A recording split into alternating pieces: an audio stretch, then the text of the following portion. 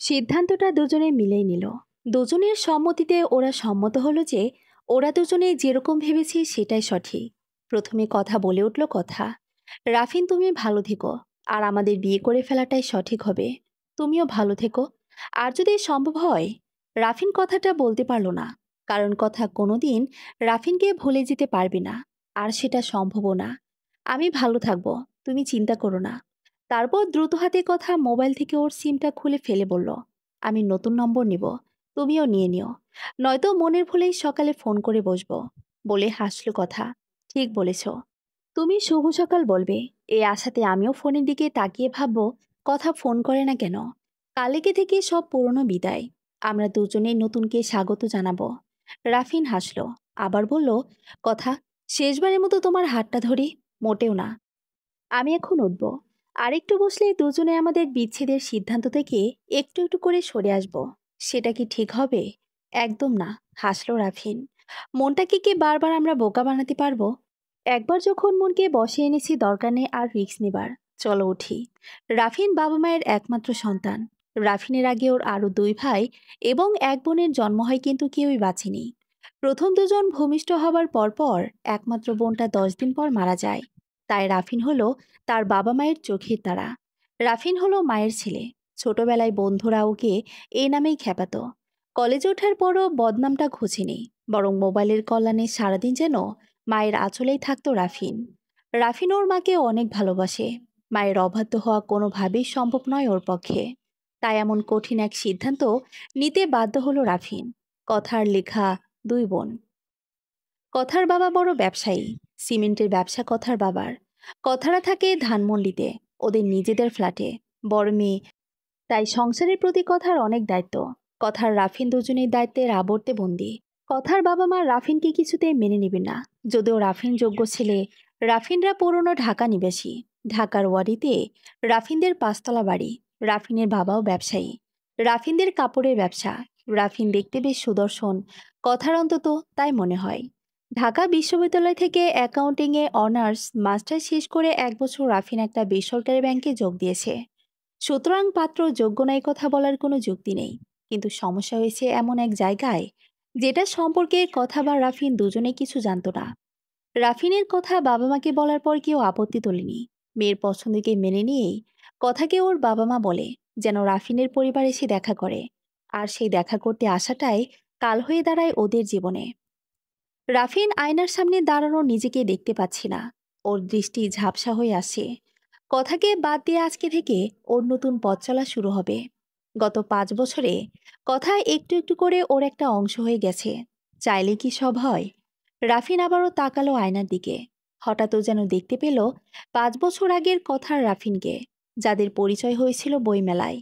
পহেলা ফাল্গুন, তাই কথা ওর কলেজের বান্ধবীদের সাথে বাসন্তী রঙের শাড়ি পরে মেলায় এসেছে। কথা ইডেন কলেজের ইংরেজি বিভাগের অনার্স প্রথম বর্ষের ছাত্রী তখন। বাবা মা রক্ষণশীল হওয়াতে এর আগে কথা কখনো বইমেলায় আসেনি। তবে অনার্সে ভর্তি হওয়ার পর বাবা মা ওর সাথে বেশ শিথিল আচরণ করে। ভাবখানা এমন যথেষ্ট বড় হয়েছে, নিজের ভালো মন্দ এবার নিজেই বোঝো। ঘুরতে ঘুরতে হঠাৎই কথা দোলছুট হয়ে যায়। ও মা, বান্ধবীরা সব যেন হাওয়া হয়ে গেছে। কথার কান্না পেয়ে যায়। দিশেহারা কথার ঠিক পাশে বসে পড়ে রাফিন। এদিকে রাফিনের মেজাজ খুব গরম। ওর মা এই নিয়ে 7বার ওকে ফোন করে ফেলেছে। মা কবে বুঝবি যে রাফিন বড় হয়েছে? এখনো অনার্স 2য় বর্ষের ছাত্র। কে জানে। পাশে তাকাতে ওর দৃষ্টি আটকে যায় কথার দিকে।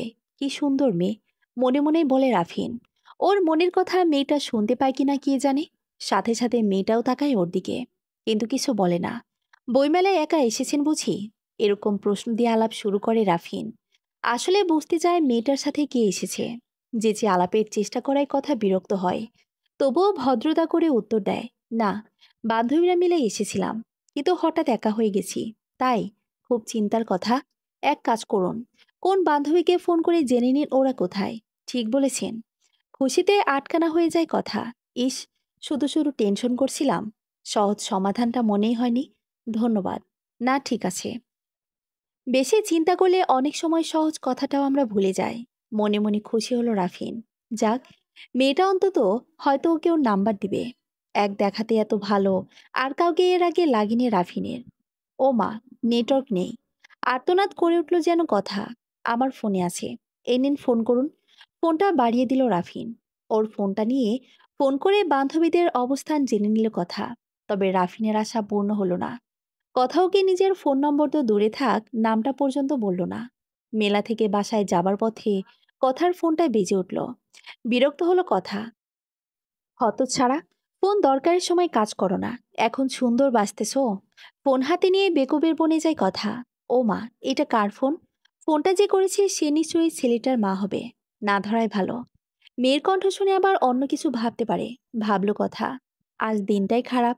পরোপকারী ছেলেটাকে এখন কিভাবে সেটটা ফেরত দিই? অস্থির হয়ে ভাবতে থাকে কথা।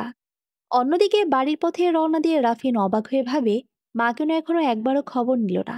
এটা সম্ভব না। ২-৩ ঘন্টা একটানা ফোন না করে মায়ের পক্ষে থাকা অসম্ভব। ঘটনাটা কি? ঘটনা বুঝতে ফোনটা হাতে নিয়ে অবাক হয়ে যায় রাফিন। ওই সুন্দরীর সেট। হঠাৎ মনে পড়ল, ওর ফোন নিয়ে মেয়েটা যখন ফোন করেছিল, তখন সে তার ফোনটা নিয়ে দেখছিল নেটওয়ার্কে কি সমস্যা হয়েছে। এখন উপায়, ওই মেয়ে যদি তার মায়ের ফোন ধরে ফেলে। ভাবতেই ফোনে একটা কল আসলো। মনের ভুলে রাফিন কল রিসিভ করলো। হ্যালো বলে জিভে কামড় দিল।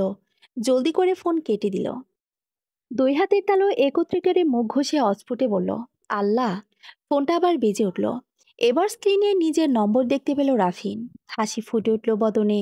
বইমেলায় গেটে আবার ফেরত আসলো রাফিনও কথা। মোবাইল সেট বদলের ঘটনা ওদেরকে আবার একে অপরকে সামনে নিয়ে দাঁড় করালো। সরি। রাফিন ক্ষমা চাইল কথার কাছে। ইচ্ছে করে করিনি। ভুলবশত সেট বদল হয়ে গেছে। আমিও দুঃখিত। আমার জন্য এমন হলো। যাই হোক, আমি কথা। এডেন কলেজে ইংরেজিতে অনার্স করছি। প্রথম বর্ষের ছাত্রী। আমি রাফিন। ঢাকা ইউনিভার্সিটিতে অ্যাকাউন্টিংয়ে ২য় বর্ষে পড়ছি। থাকি পুরান ঢাকায়। ঠিক তখনই কথার ফোন বেজে উঠল। রাফিন মনে মনে শঙ্কিত হয়ে উঠল। যদি কথার মা হয়। এবং তাই হলো। ওপাশের কথা শুনে কথা বিস্ময়ে চোখ বড় বড় করে রাফিনের দিকে তাকালো। তারপর বলল, কি বললে মা? হয়তো ভুল করে অন্য নম্বরে ফোন করে ফেলেছ। পুনরায় ওপাশের কথা শুনল। এরপর বলল, এই তো ঘন্টা খানেকের মধ্যে ফিরছি। চিন্তা করো না। ফোনটা রেখে প্রথম যে কথাটি বলল তা হলো, মাথায় কিছু আছে? রাফিন হাসি চিপে বলল, কার? কার মানে? খেপে উঠল কথা। আমার মায়ের ফোনটা কেন ধরেছিলেন? কেটে দিতে পারতেন। আমি তো আপনার মায়ের ফোন ধরিনি, বরং কেটে দিয়েছি। আসলে আমার মা দিনে অন্তত ১০ বার ফোন করেন। তাই মালিকা দেখে বুঝতে পারিনি। ভুল করে ধরে ফেলেছিলাম। মায়ের ছেলে, বুঝি। মাথা নেড়ে হাসল কথা। কি করে জানলে? অবাক হলো রাফিন। কি? আমার বন্ধুরা আমাকে মায়ের ছেলে বলেই ডাকে। আমি আমার মাকে খুব ভালোবাসি। তাই এই নামটাও আমারও খুব পছন্দ।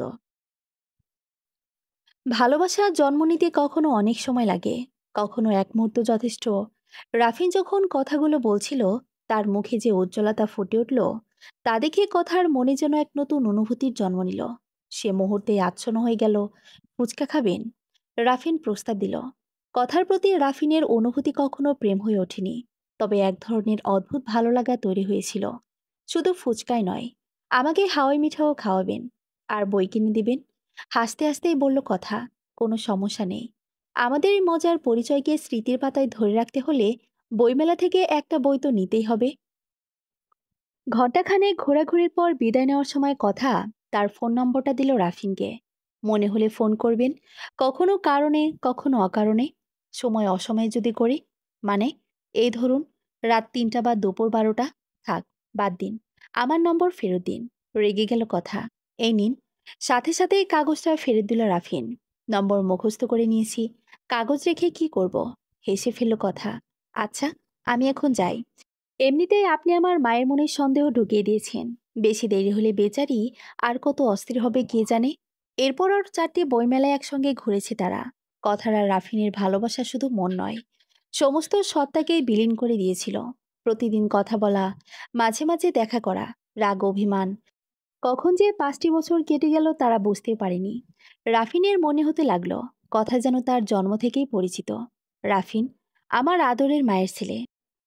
এবার তোমার মাকে নিয়ে আমাদের বাসায় আসতে হবে। কেন? ডিম পাড়তে। রেগে গেল কথা। অল্পতেই রেগে যায় সে। তাই ওকে রাগিয়ে দিতে রাফিন মজা পায়। বুঝেছি, বিয়ে করতে। মাথা ঝাঁকালো রাফিন। সবেমাত্র চাকরি পেলাম। আর তুমি এত তাড়া লাগিয়েছ? সুন্দরী সহকর্মীদের সাথে কয়দিন মজা তো করতে দাও, তাই না? আসলে কথা, সমস্যা নেই। আমিও আগামী মাসে স্কুলে নিয়োগ পাচ্ছি। ওখানে সুদর্শন সহকর্মীর অভাব হবে না। রাফিন সহজে রাগ করে না, বরং খোঁচা দিতে ভালোবাসে। সুন্দরী শিক্ষিকা থাকলে তার নম্বর দিও তো। এখন তো এমর যুগ, তুমি থামবে? আবার রেগে উঠল কথা। বাবা মা দেরি করতে রাজি নয়। জানো তো, বাবা একবার স্ট্রোক করেছেন। তিনি আমাকে নিয়ে খুব চিন্তা করেন। তুমি কি বুঝবে? কথায় কথায় যে রাত হয়ে যায়, কি কথা রাখলে বাকি। রাফিন সুর করে গেয়ে উঠল। তোমার কি মনে হয় আমার বউ হতে তোমার যত তাড়া, তোমাকে বউ করতে আমি ততটা উৎসাহী নই? এই অধৈর্য কন্যা, আমি শুক্রবারই তোমাদের বাসায় মা বাবা সহ আসছি বিবাহ প্রস্তাব নিয়ে। আমি জন্ম থেকেই তোমাকে বিয়ে করতে সদা প্রস্তুত। ইয়ার কি করো না। জন্ম থেকে আমাকে চিনতে তুমি? চিনতাম না, কিন্তু জানো, আমার তো মনে হয় তোমাকে আমি সবসময় চিনতাম। আমারও তাই মনে হয়। হেসে সম্মতি দিল কথা। সবকিছু সুন্দরভাবেই হচ্ছিল। রাফিনের মায়ের পছন্দের রং নীল, তাই কথা নীল রঙের শাড়ি পরেছিল সেদিন। লম্বা চুল তার পছন্দ, তাই মনে চাইলেও কথা কখনো চুল কাটতো না। ছেলের মাকে সন্তুষ্ট করতে কোনো উপায় বাদ দিতে চাইতো না কথা। কারণটা সে জেনে গিয়েছিল, রাফিনকে ভালোবাসলে ওর মাকেও ভালোবাসতে হবে। রাফিন ওর বাবা মাও ছোট চাচা সহ উপস্থিত হয় কথাদের বাসায়।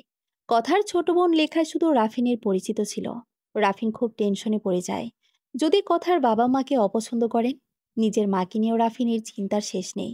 যদিও কথার ছবি দেখে মা খুব পছন্দ করেছেন, তবু মন থেকে ভয় যাচ্ছে না। কথাকে অপছন্দ করার কিছুই নেই। দেখতে সুন্দর, শিক্ষিত, ঠিক যেমনটি মায়ের পছন্দ। মা পছন্দ করেন বলেই কথা চুল যত্ন করে বড় রেখেছে। যদিও রাফিন তাকে বারবার বলেছে, তুমি চাইলে চুল বড় রাখতে পারো। কথা কিন্তু আমার মাকে খুশি করতে চুল বড় রাখার দরকার নেই। চুপ করো তো, তুমি বুঝবে না। তোমার মাকে অবশ্যই খুশি রাখতে হবে। তোমার মা যদি রাজি না হন, তবে আমাদের বিয়ে কখনোই না। মাথা ঝাঁকালো রাফিন। তাহলে বোঝো কেন চুল বড় রাখছি। নীল শাড়িতে কথাকে খুব সুন্দর লাগছিল। কথার থেকে রাফিন দৃষ্টি ফেরাতে পারছিল না। পাশে বসা মায়ের দিকে তাকালো। বাবা মাকে বেশ খুশি লাগছে। তবে ছোট চাচা যেন একটু অস্থির হয়ে উঠেছে। কথার বাবা মাও বেশ খুশি। অতিথিদের জন্য অনেক আয়োজন করেছেন তারা। মেয়েকে প্রথমবার পাত্রপক্ষ দেখতে এসেছে। তাদের সন্তুষ্ট করতে সদা সচেষ্ট কথার মা এবং বাবা। আপনাদের বেশ পরিচিত মনে হচ্ছে, হঠাৎই বলে উঠল রাফিনের ছোট চাচা। কথার বাবা বললেন, আমিও মনে হচ্ছে কোথাও দেখেছি আপনাকে, ঠিক মনে পড়ছে না। কপাল কুঁচকে মনে করার আপ্রাণ চেষ্টা করলেন তিনি। মনে পড়েছে, বলে উঠল রাফিনের চাচা। মানিকগঞ্জে কান্তার বিয়েতে আপনাকে দেখেছি। চমকে উঠল রাফিন। কান্তার বিয়েতে কথার বাবা কেন যাবেন? কান্তা হলো রাফিনের দূর সম্পর্কের চাচাতো বোন। বছর তিনেক আগে কান্তার বিয়ে হয়েছিল। দুর্ভাগ্যবশত সেই বিয়ে 1 বছরও টিকেনি। এখন অবশ্য কান্তার আবার বিয়ে হয়েছে। গত বছরই ওর বিয়ে হয় এবং বেশ সুখেই আছে সে। কান্তা আপনাদের কে হয়? গলার স্বর কঠিন শোনালো কথার বাবার। কান্তা আমার চাচাতো ভাইয়ের বড় মেয়ে, উত্তর দিল রাফিনের বাবা। এমন কি আপনাদের আত্মীয়? এমনের নাম শুনে চমকে উঠল কথা। হে খোদা, এসব কথা কেন উঠছে? এমন হলো কথার ছোট ফুবুর মেজ ছেলে। ছোট ফুবু মানিকগঞ্জেই থাকেন। ইমন ভাইয়ার প্রথম বিয়েতে ওরা 2 বোন দেশে যায়নি। ছোট ফুপুদের সঙ্গে অতটা যোগাযোগ নেই কথা লেখার। তবে ইমন ভাইয়ার ডিভোর্স এবং তার 1 বছর পর বিয়ের কথাও জানে। কিন্তু কথার বাবা ভাই বোন অন্তপ্রাণ মানুষ। বোনের ছেলের প্রথম বিয়ে ভেঙে গেছে, এতে তার কষ্টের শেষ নেই। ইমন আমার আপন ভাগ্নে। কান্তা তাহলে আপনাদের পরিবারের মেয়ে? রাগী কণ্ঠে বললেন কথার বাবা। রাফিনের ছোট চাচা ঠোঁটকাটা স্বভাবের মানুষ। ভাতিজির ভূতপূর্ব শ্বশুরবাড়ির লোকের এমন কথায় চটে উঠলেন। ভাইয়া, এজন্যই ছেলে মেয়েদের অত স্বাধীনতা দিতে নেই। তোমার ছেলে নিজে পছন্দ করেছে বলেই ঘুরে ফিরে আবার সেই পরিবারে আসতে হলো। কোন পরিবার? বলে উঠলেন কথার মা। আমাদের পরিবার যথেষ্ট ভালো। আমাদের ছেলে ভদ্র বলে আপনাদের মেয়ের সব অভদ্রতা সহ্য করেছে বললেই হলো। মুখ বাঁকালো রাফিনের ছোট চাচা। থামতো তুই। ছোট ভাইকে থামতে বললেন রাফিনের বাবা। আমরা আসলে জানতাম না ইমন আপনাদের পরিবারের ছেলে।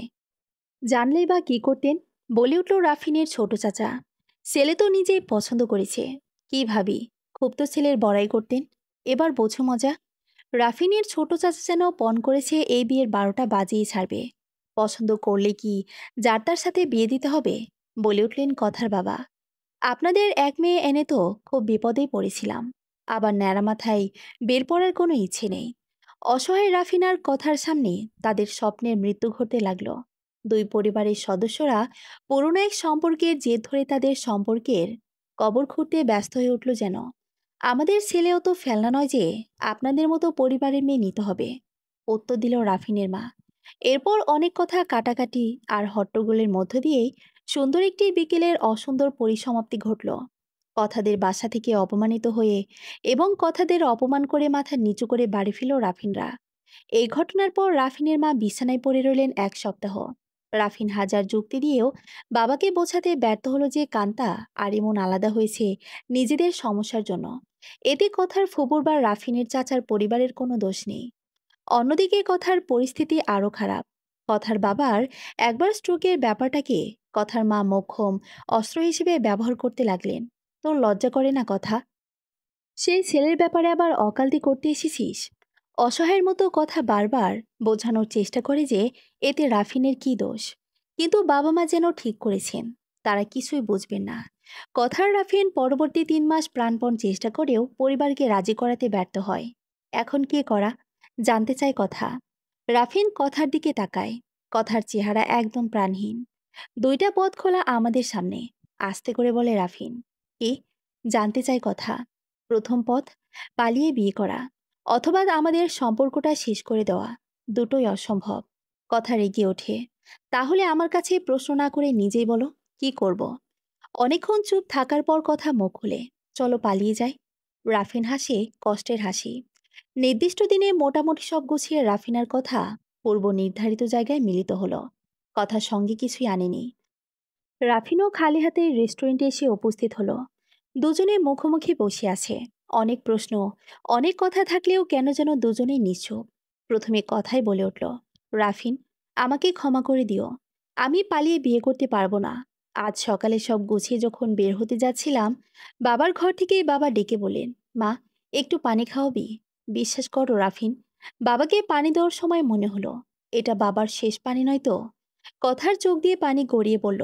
আমার সুখের জন্য আমি বাবা মায়ের সঙ্গে এমন বিশ্বাসঘাতকতা করতে পারবো না। রেগে ওঠার বদলে রাফিন যেন খুশি হয়ে উঠল। আমিও তোমাকে এটাই বলতে এসেছি, আমিও পারবো না। কাল রাতে যখন মায়ের সঙ্গে কথা বলতে গেলাম, মা তখন মাত্র নামাজ শেষ করেছেন। আমাকে কাছে বসিয়ে মাথায় হাত বুলিয়ে দোয়া করলেন। আল্লাহর কাছে বললেন আমার ছেলেকে যেন কোনো বিপদ না দেয়। সারা রাত ঘুম হয়নি। কথা, আমি মায়ের বিশ্বাস ভাঙলে মা যে মরে যাবে। পানি চলে এলো রাফিনের চোখেও। আরও কিছুক্ষণ নীরবতার পর দুজনেই কঠিন সিদ্ধান্তটা নিয়ে নিল। আজ থেকে তারা আলাদা হয়ে যাবে, ভেঙে দেবে পুরনো সম্পর্ক, গড়ে তুলবে নতুন জীবন। আয়নার সামনে কতক্ষণ দাঁড়িয়েছিল তা জানে না রাফিন। শুধু অনুভব করছিল প্রতিফলনে দেখা নিজেকে নয়, বরং ফেলে আসা সেই দিনগুলোকে। কথার সঙ্গে সেই দেখার করার আজ দ্বিতীয় দিন। আজ রাফিনের মেয়ে বাড়ি থেকে দেখতে যাওয়ার কথা। ওর মা মেয়ের ছবি দেখে পছন্দ করেছেন। এখন শুধু রাফিনের সম্মতির অপেক্ষা। রাফিন, বাবা, এই দেখ, তোর ছোট খালা কেমন সুন্দর একটা মেয়ের ছবি দিয়েছে, একবার দেখ তো শোনা। রাফিন ছবিটা দেখল। সত্যি সুন্দর। হুঁ, সুন্দর। আমি জানতাম তোর পছন্দ হবে। শোন, আজ বিকেলে যাব দেখতে, তুই অফিস থেকে ফিরলেই। দেরি করিস না বাবা। বিকেলে মেয়ের বাড়ি গেল রাফিন, তার মার ছোট খালা। যথাসময়ে কোণে সে নির্দিষ্ট স্থানে বসল। রাফিন মেয়েটার দিকে তাকানোর চেষ্টা করলো, স্বাভাবিক হতে চাইল। কিন্তু কেন যেন বারবার মনে হতে লাগলো এটা তার জন্য নয়, ছোট ভাই বা বন্ধুর জন্য এসেছে যেন। কারণ ওর নিজের জন্য কোণে দেখা তো কবেই হয়ে গেছে। অবিবাহিত হয়েও নিজেকে বিবাহিত মনে হলো তার। রাফিনের মা মেয়েকে দেখে বেশ পছন্দ করলেন। মেয়ের মুখ দেখে 5,000 টাকাও দিলেন। সঙ্গে কাজী থাকলে হয়তো বিয়েটাও সেরে ফেলতেন। রাতে একা বারান্দায় বসে চাঁদ দেখতে দেখতে রাফিনের চোখ বেয়ে অশ্রু ঝরতে লাগলো। ছেলেটা নাকি কাঁদতে পারে না, কিন্তু কেন পারবে না? এত কষ্টের যদি চোখ বেয়ে বৃষ্টি না ঝরে, তবে একটা মানুষ যে কষ্টের সাগরে ভেসে যাবে। রাফিন বাবা, অন্ধকারে একা বসে কি করছিস? মায়ের কণ্ঠ শুনে চোখ মুছল রাফিন। কিছু না মা। মেয়েটার ব্যাপারে কিছু তো বললি না। কি বলবো? হতাশ কণ্ঠে বলল রাফিন। পছন্দ হয়নি? দ্রুত বললেন ওর মা। দরকার হলে আমার রাজপুত্রের জন্য 100 মেয়ে দেখব। ভয়ে আছেন রাফিনের মা। ছেলে যদি আবার বেঁকে বসে? দুঃখী রাজপুত্রের যে কোনো মেয়ে পছন্দ হবে না মা। কি বলছিস এসব? তুই দুঃখী হবি কেন? মা, তুমি কেন আমাকে বিয়ে দিতে চাচ্ছ বলো তো? তোমরা বলেছ কথা তোমাদের পছন্দ নয়। ঠিক আছে, আমি তো মেনে নিয়েছি। কিন্তু তাই বলে অন্য কাউকে বিয়ে করতে বলো না। পাগলের মতো কি বলছিস? বিয়ে না করে সন্ন্যাসী হবি? আর কথা যে সুখে সংসার করবে। দীর্ঘশ্বাস ফেলল রাফিন। তারপর মাকে শক্ত করে জড়িয়ে ধরল। কথাকে নতুন জীবন শুরু করার অনুমতি আমি দিয়েছি। অন্য কাউকে মেনে নিতে না পারাটা আমার সমস্যা। মা, তুমি কেন বুঝতে পারছো না? আমার জীবনে অন্য একটা মেয়ে এসে সুখী হবে না। কাউকে সুখ যদি দিতে না পারি, তবে বিয়ের মতো পবিত্র বন্ধনে বেঁধে কষ্ট দেব কেন? এসব বলে পার পাবি না রাফিন। বাবা মায়ের প্রতি তোর কি কোনো দায়িত্ব নেই? ভালোই তো হবে মা। তোমার ছেলে তোমারই থাকবে। তুমি, আমি, বাবা একসঙ্গে মিলেমিশে থাকবো। তাছাড়া মা, তুমি শিক্ষা দিয়েছ, কথা দিলে তা রাখতে হয়। ছেলে হয়ে তোমাদের বিশ্বাস না ভেঙে আমি তোমাদের দেওয়া কথা রেখেছি। আর কথাকে বলেছিলাম, ও ছাড়া আমার জীবনে আর কেউ আসবে না।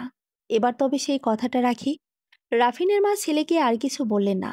ভাবলেন, মাস ছয় যাক, তারপর দেখা যাবে এত প্রেম কই যায়। কথাকে আজ পাত্রপক্ষ দেখে গেছে। কথার রাগে দুঃখে মরে যেতে ইচ্ছে করছে।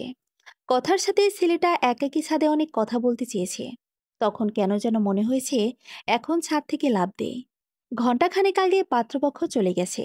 কথার চাচি, যিনি বিয়ের ঘটক, দম না ফেলে একটানা ছেলের প্রশংসা করেই চলেছেন। আয়নার সামনে এসে দাঁড়ালো কথা। পেছনেই দেখতে পেল ওর মাকে। মা খুব খুশি। ভাবখানা এমন যেন কোনো রাজপুত্র এইমাত্র তার মেয়েকে এসে দেখে গিয়েছে। এই পাত্রে কন্যাদান করতে পারলে মরেও তিনি শান্তি পাবেন। কি রে, কেমন দেখলি? কি? কি মানে? ছেলে কেমন লাগলো? জানি পছন্দ হয়েছে। হয়নি মা। রেগে গেল কথা। এতদিনের চাপা রাগ, কষ্ট, অভিমান সব বের হয়ে আসলো। কোনো ছেলে আমার কোনোদিন পছন্দ হবে না মা। তুমি জানো কেন হবে না? ৫টা বছর একজনকে ভালোবেসে এত সহজ না তাকে ভুলে যাওয়া। আস্তে, তোর বাবা শুনলে। চাপা স্বরে বলল ওর মা। কি হবে? আমার যা ইচ্ছে আমি তাই করব। তোমাদের মেয়ে হিসেবে আমার দায়িত্ব আমি পালন করেছি। বিয়ে করব না রাফিনকে। কিন্তু তাই বলে ওকে ভুলে যেতে পারবো না। যাও তো মা, যাও। বলে তাকে বের হওয়ার সময়টুকু দিয়ে মুখের সামনে দরজা বন্ধ করে দিল কথা। দরজা বন্ধ করে অনেকক্ষণ কাঁদল। ও যেন এমন বাজরন আচরণ না করলে বিয়ে করার হাত থেকে ও বাঁচতে পারবে না। আমার আর কোনো উপায় নেই। ফিসফিস করে নিজেকে শোনালো কথা। জানিস আপু, আজ কাকে দেখেছি? কথাকে শুনিয়ে বলে উঠল লেখা। জানালা দিয়ে আকাশ দেখতে দেখতে জানতে চাইল কথা। কাকে? রাফিন ভাইয়াকে, বলল লেখা। রাফিন নামটা অন্য কারো মুখে অনেকদিন পর শুনল কথা। প্রায় 6 মাস পার হয়ে গেছে ওদের দেখা নেই। উত্তর দিল না কথা। একমনে আকাশ দেখতে লাগলো। সকালে বৃষ্টি হলো না। সেই বৃষ্টিতে রাফিন ভাইয়া আর একটা মেয়েকে দেখলাম ছাতা মাথায় যাচ্ছে। মনে হয় ভাইয়ার বউ হবে বা হবু বউ। তুই কথা বললেই পারতি। আপু, তুই কি? হ্যাঁ, রাফিন ভাইয়া ওইদিকে বউ নিয়ে সুখী থাকবে। আর তুই এভাবে শেষ হয়ে যাচ্ছিস। শোন লেখা, আমি বিয়ে করছি না বা করব না। এতে তোর বিয়েতে কোনো সমস্যা হবে না।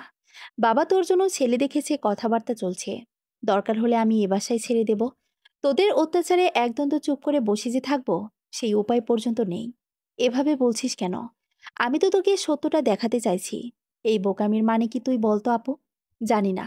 আমি বোকা না চালাক, তবে এইটুকু জানি আমি ভালোবাসি রাফিনকে। আমি বলেছিলাম ওকে বিয়ে করতে। রাফিনও চেয়েছিল আমি বিয়ে করি। আমি জীবনে অন্য কারো না হতে পারি। রাফিন কেন থেমে থাকবে জীবনে? ওর কষ্ট হয় না? হয়। চোখ মুছল কথা। আরও কষ্ট হবে যদি রাফিনকে ভুলতে চাই।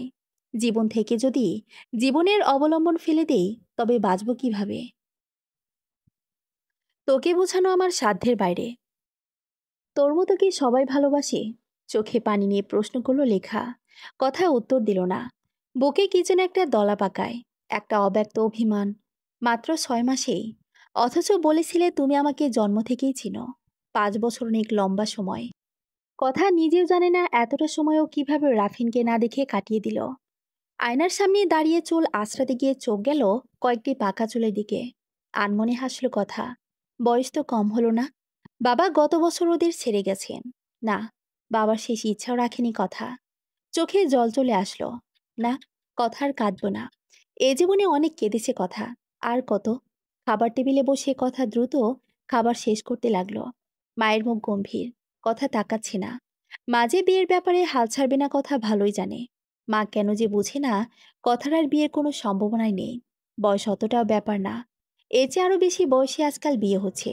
কিন্তু কথা তো ওই পথ মারাবে না। কথার খুব হাসি পায় এখন, যখন মা রাফিনের জন্য আফসোস করে বলে, ভালো ছিল ছেলেটা, সেই 5 বছর আগে লেখার বিয়ে হয়ে গেছে। বাবা অন্তত তার মেয়ের বিয়ে দেখে গিয়েছেন। কথা শোন। ও বলো। আমার আজ তার আছে। ইতস্ত করে থেমে গেল ওর মা। আসলে সাহস পাচ্ছে না। এখনো দু একটা যাও সম্বন্ধ আসে, কিছুদিন পর তাও আসবে না। লেখা তো খুব বিরক্ত। ওর শ্বশুর বাসায় নাকি মুখ দেখানো দায়। তার উপর ওর চাচাতো ভাসুরের জন্য বিয়ের কথা বলতে এসে লেখার শ্বশুরবাড়ির মানুষ ভালো অপ্রস্তুত হয়েছে। কথা অল্পতেই রেগে যায়। তার উপর বিয়ের কথা শুনতে পারে না মোটেও। কিছু বলাও যায় না। মেয়েটার জন্য অনেক মায়া লাগে ওনার। গভীর রাতে দূর আকাশে তাকিয়ে কি যেন খোঁজে। তারপর ভাবলেন, রাফিন ছেলেটাও কেমন। অপেক্ষা না করে নিজে বিয়ে করে ঠিক পাড়ি জমিয়েছে আমেরিকা। মা, কিছু বলার থাকলে বলো। আমার দেরি হয়ে যাচ্ছে তো। না কিছু না, তুই যা। শেষ পর্যন্ত আর বলা হলো না যে একটা সম্বন্ধ এসেছে। ভাবলেন থাক, বাড়ি ফিরলেই এ বিষয়ে কথা বলবো। স্কুল দেরি হলো না শেষ পর্যন্ত। বাঁচা গেল। বাচ্চাদের সময়ের মূল্য শিক্ষা দিয়ে নিজের ভুলে যাওয়া খুব লজ্জার। প্রথম ক্লাস শেষ করে টিচার্স রুমে প্রবেশ করলো কথা। দ্বিতীয় ক্লাস আজ কথার করা লাগবে না। নতুন রুটিন হয়েছে। প্রায় 45 মিনিট বসে থাকতে হবে এখন। এমন সময় রুমে প্রবেশ করলো জাকি আপা। আপা বাচ্চাদের সমাজ পড়ান। তাই সমাজের সকল প্রথার প্রতি তার অগাধ আস্থা। এইসব প্রথা বিরোধীদের প্রতি তার রয়েছে চরম রাগ। বিশেষ করে যারা বিয়ে করে না, তাদের উপদেশ দেওয়া উনি নিজের পবিত্র দায়িত্ব মনে করেন। কর্মক্ষেত্রে এই এক সমস্যা। সিনিয়র যাই বলুক, হাসি মুখে মেনে নিতে হয়। এটা তো বাসা নয় যে এক ধমক দিয়ে চুপ করে দেবে। আপাকে এড়ানোর জন্য গভীর মনোযোগ দিয়ে পেপার পড়তে লাগলো কথা। ফেব্রুয়ারি মাস বইমেলার খবর দিয়ে পত্রিকা ঠাসা। কথা বইমেলায় যায় না আজ 5 বছর। কিন্তু মেলার সব খবর খুব মন দিয়ে পড়ে। খুব বড় করে উর্দি লেখক রোধ হাসানের সাক্ষাৎকার ছেপেছে। এইটা কেমন নাম? আপন মনে ভাবল কথা। এমন সময় রুমে প্রবেশ করলো ছটফটে স্বভাবের টুই। টুই ইংরেজি শিক্ষক। এই স্কুলে মাস ছয়েক আগ নিয়োগ লাভ করেছে। কিন্তু কথার অসম্ভব ভক্ত। মাঝে মাঝে ভাবলে অবাক লাগে, মেয়েটা ওরা তো আপন কিভাবে হয়ে গেল। লেখা মনে হয় ওকে এত ভালোবাসে না। যদিও কথার কোনো কথাই জানে না টুই। ওর বিয়ে না করা নিয়েও কোনো কথা বলল না মেয়েটা। তবে একটাই দোষ, ও সবসময় আবদার মানিয়ে ছাড়ে ওর কথা দিয়ে। আপু, আপু, আপু, উচ্ছ্বাসে চেঁচাতে চেঁচাতে এগিয়ে আসলো টুই। আহা, আমারও এই সময় ক্লাস নাই মজা না। কথা ইশারায় জাকি আপাকে দেখিয়ে দিল। মুখ কুচকে ফেলল টুই। ওর পাশ বসে ফিসফিস করলো, কাবাব মে হাড্ডি। ফিক করে হেসে ফেলল কথা। টুইওর হাত থেকে পেপার কেড়ে নিল। আপু, এমনি সময় তো রোদ হাসানের কথা তুলে বিরক্ত হও। আর চুপি চুপি ওনার সাক্ষাৎকার পড়ো, তাই না? জাকি আপা বই পড়ছিলেন। মুখ তুলে তাকালো, কিছুটা বিরক্ত। কিন্তু টুই তো আর থামার মেয়ে নয়। গলা নামিয়ে আবার শুরু করলো। আপু, তোমাকে সাক্ষাৎকার পড়তে হবে না। আমি বলি শোনো। রোদ হাসান আর তার পরিবার প্রায় 5 বছর আগে পাড়ি জমায় আমেরিকায়। 2 বছর আগে তার লেখা উপন্যাস সাদা কালো বইমেলায় বেস্ট সেলার হয়। কি যে অসাধারণ একখান বই, কি আর বলবো আপু। মুগ্ধতা ঝরে পড়ল টুইয়ের কণ্ঠে। দীর্ঘশ্বাস ফেলল কথা। রোদ হাসানের বন্দনা শুনতে শুনতে আজ অবসরটুকু কেটে যাবে মনে হচ্ছে। আপু, তার তো আর অত টাকার দরকার নাই। থাকে আমেরিকায়। তাই বই বিক্রির সমস্ত টাকা একটা বৃদ্ধ নিবাসে দান করে দেন। মানে সম্মানী, এমনকি রয়্যালিটির টাকা। তার সাক্ষাৎকারে তিনি একবার বলেছিলেন, তার বাবা মাকে খুব ভালোবাসেন। তাই বৃদ্ধ নিবাসের অসহায় মা বাবাদের জন্য কিছু করা তার ইচ্ছা। এরপর তার আরো 2টা বই বের হয়েছে কিশোর উপন্যাস। এই বই দুটাও সেই। কথা ঘড়ি দেখলো এই বকবক আরো 25 মিনিট শোনা লাগবে। তুই আস্ত কথা বলো। এটা টিচার্স রুম, কোনো পার্ক না। নাকের উপর চশমা ঠেলতে ঠেলতে বলল জাকি আপা বলল। খানিক চুপ থেকে আবার শুরু করলো টুই। এই বছর রোদ হাসান বাংলাদেশে এসেছেন, কারণ তার দাদি অনেক অসুস্থ। এবার ভক্তদের অনেক অনুরোধে একদিন মেলায় আসবেন কথা দিয়েছেন। জানো আপু, সে প্রচণ্ড প্রচার বিমুখ। সমস্ত ইন্টারনেটে ঘেটেও তার একটা ছবি বা আসল নাম জানতে পারলাম না। আজ শুনছি সে মেলায় আসবে। আমি স্কুল ছুটির পর দৌড় লাগাবো। তাই ভালো। আপুর প্রায় 20 মিনিট আছে, তোমাকে সাদা কালো উপন্যাসের কাহিনী বলি। বল। না করলে কি তুই শুনবি? উপন্যাসের নায়কের নাম অব্র, আর নায়িকার নাম মেঘনা। অব্র বাবা মায়ের একমাত্র সন্তান। মায়ের খুব আদরের। তাই তাকে সবাই মায়ের ছেলে হাত নাচিয়ে বলছে টুই। ওদিকের মেঘলারা, দুই বোন মেঘলা আর মেঘা, মন্ত্রমুগ্ধের মতো নিজের জীবনের গল্প যেন শুনছে কথা। কিভাবে সম্ভব? ও আর রাফিনের পরিচয়, ভালো লাগা, ভালোবাসা, বিচ্ছেদ সব মিলিয়ে যাচ্ছে। এরপর অভ্রর বাবা মা সহ আমেরিকায় চলে যায়। গল্প শেষ করে থামলো টই। সুন্দর না বলো? এ কি আপু, তুমি কাঁদছো? আরে, এটা জাস্ট একটা গল্প। কথা কিছু বললো না, চোখ মুছে ক্লাস করতে গেল। মনের ভিতর দারুণ ঝড়। স্কুল ছুটির পর টুইকে বলল সেও বইমেলায় যাবে। টুইয়ের বকবক ছাপিয়ে মনে পড়ে গেল 5 বছর আগের এক রৌদ্রোজ্জ্বল দিনের কথা। মন পড়ে গেল কিভাবে দিনটা হয়ে উঠেছিল ওর জন্য মেঘে ঢাকা। আপু রাফিন ভাইয়ারা আমেরিকা চলে যাচ্ছে শুনলাম। স্কুলের ক্লাস শেষ করে গোসল সেরে ছাদে দাঁড়িয়ে চুল শুকাচ্ছিল কথা। তাই নাকি? চেষ্টা করে কণ্ঠস্বর নিরাসক্ত রাখতে ব্যর্থ হলো কথা। কণ্ঠে ফুটে উঠল সব হারাবার হাহাকার। রাফিনরা আমেরিকায় যাবে সেটা আগেও জানা ছিল। রাফিনের এক চাচা ওদের জন্য অ্যাপ্লাই করেছিলেন। তবেও বলতো বাংলাদেশের জ্যোৎস্না, আমাবস্যা, পাহাড়, নদী, ধুলোবালির ট্রাফিক জ্যাম, চটপটি ফুচকা ফেলেও কখনো কোথাও যাবে না। তাহলে এখন যাচ্ছে কেন? আপু, একবার তোকে একটা মেয়ের কথা বলেছিলাম না, বৃষ্টিতে ভিজেছিল একসাথে? ওর সাথে বিয়ে ভাইয়ার। কেমন চাচাতো বোন হয় নাকি? বিয়ের পর আমেরিকা চলে যাবে। আমাকে বলেছে ভাইয়াদের ক্লাসমেট এক ভাইয়া। কথার কোনো উত্তর দেয়নি। ওর কেমন যেন কষ্ট হচ্ছিল, অন্যরকম। এই কষ্টের নাম জানা নেই। ও সেদিন উপলব্ধি করেছে ভালোবাসার মানুষ দূরে আছে, কিন্তু এখনো আমার আছেও, এটা সহ্য করা যায়। কিন্তু ভালোবাসার মানুষ অন্যকে নিয়ে সুখী আছে, এটা অসহ্য, অনেক অসহ্য। কথা পুরো ভেঙে পড়ে। ওর সহ্য হয় না অন্য কেউ ওর জায়গা নিয়ে নেবে, অন্য কেউ ঘুম ভাঙাবে রাফিনের। চাপা এক অভিমান বুকে চাপা দিয়ে এতগুলো বছর কাটিয়ে দিয়েছে কথা। রাতের আকাশে তাকিয়ে রাফিনের সাথে মিছিমিছেই ঝগড়া করে কত কেঁদেছে।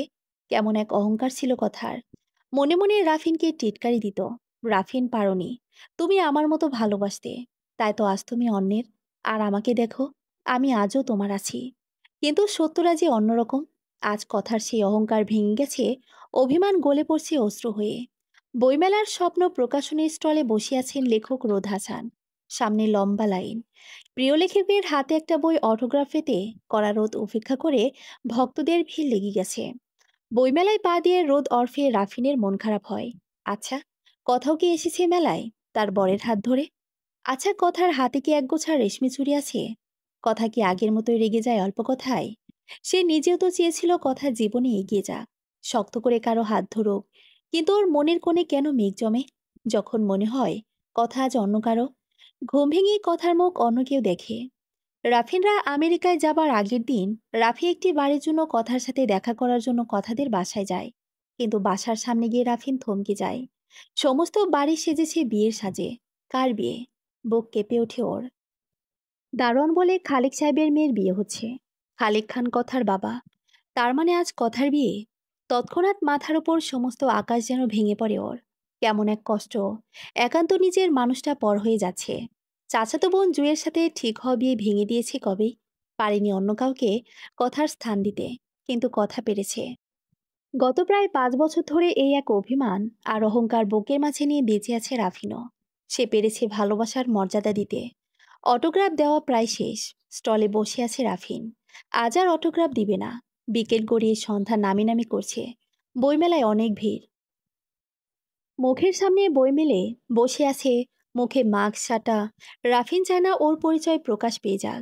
কথার শান্ত জীবনে কোনো ঢিল পড়ুক। স্টলে এসে অনেকেই জানতে চাচ্ছেন রোদ হাসান আছেন কিনা। প্রকাশক সবাইকে মানা করে দিচ্ছেন। রাফিন ভাবছে এবার যেতে হবে। কিন্তু কেন যেন মন চাচ্ছে আরেকটু থাকতে। রোদ হাসান আছেন নাকি চলে গেছেন? একটা ঋণঋণের গলা জানতে চাইলেও মৃদু কাঁপাচ্ছে যেন, খুব তাড়া, অথবা কোনো কারণে উত্তেজিত। স্টলটা বেশ বড়। রাফিন পেছনের দিকে বসে মেয়েটার কথা শুনে মনোযোগ দিল সেদিকে। না, উনি তো চলে গেছেন। অবলীলায় মিথ্যে বলে দিল স্টলের কর্মী একজন। চলে গেছেন। একরাশ হতাশা ফুটে উঠল মেয়েটার কণ্ঠে। তারপর ছটফটে কণ্ঠে, ওনার কোনো ফোন নাম্বার অথবা ঠিকানা হবে? দেওয়া নিষেধ। আচ্ছা, আমি একটা চিরকুট লিখে রেখে যাচ্ছি, ওনাকে দিবেন দয়া করে। কারো জীবনের প্রশ্ন। যে সেলসম্যান কথা বলছিল সে রাফিনের দিকে তাকালো। রাফিন মুখের ওপর থেকে বই সরিয়ে মাথা ঝাঁকিয়ে সম্মতি দিল তাকে। মেয়েটার চেহারা দেখতে পাচ্ছে না ঠিক। লাল রঙের একটা শাড়ি পরনে। কাগজটায় এই নিয়ে কয়েকবার পড়ল রাফিন। মাথা কাজ করছে না।